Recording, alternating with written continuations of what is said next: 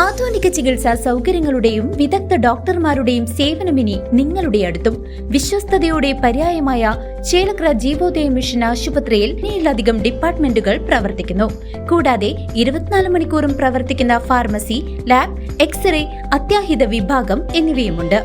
അത്യാധുനിക ultrasound, 2D echo, audiometry, ECG, EMG, sleep lab, spirometry, PFT, TMT തുടങ്ങിയ പരിശോധനാ സൗകര്യങ്ങൾ ഇവിടെ ലഭ്യമാണ്.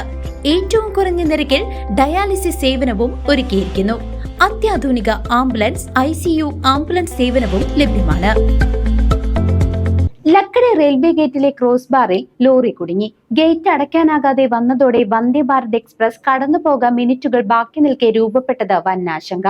അധികൃതരുടെയും നാട്ടുകാരുടെയും ഇടപെടലിനെ തുടർന്ന് പ്രതിസന്ധി ഒഴിവായി.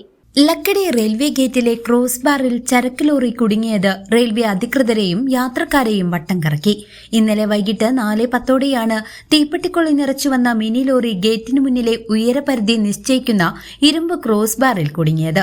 ലോറി ബാറിൽ കുരുങ്ങിക്കിടന്നതിനാൽ റെയിൽവേ ഗേറ്റ് പൂർണ്ണമായും അടയ്ക്കാൻ കഴിയാത്ത സാഹചര്യം രൂപപ്പെട്ടു. പ്രധാനമന്ത്രി ഫ്ളാഗ് ഓഫ് ചെയ്ത പുതിയ വന്ദേ ഭാരത് എക്സ്പ്രസ് ഈ വഴി കടന്നുപോകാൻ മിനിറ്റുകൾ മാത്രം ബാക്കി നിൽക്കെയായിരുന്നു ഈ പ്രതിസന്ധി. ഉടൻ തന്നെ നാട്ടുകാരും റെയിൽവേ അധികൃതരും അതിവേഗം ഇടപെട്ട് ലോറി തടസ്സത്തിൽ നിന്നും നീക്കിയതോടെയാണ് ഗേറ്റ് അടയ്ക്കാനായത്. മിനിറ്റുകളുടെ വ്യത്യാസത്തിൽ വന്ദേ ഭാരത് ട്രെയിൻ സുരക്ഷിതമായി കടന്നുപോയി. ലോറി ഉയർന്ന വോൾട്ടേജുള്ള വൈദ്യുത ലൈനുകളെ തട്ടാതിരുന്നതും വലിയൊരു സുരക്ഷാ ഭീഷണി ഒഴിവാക്കി.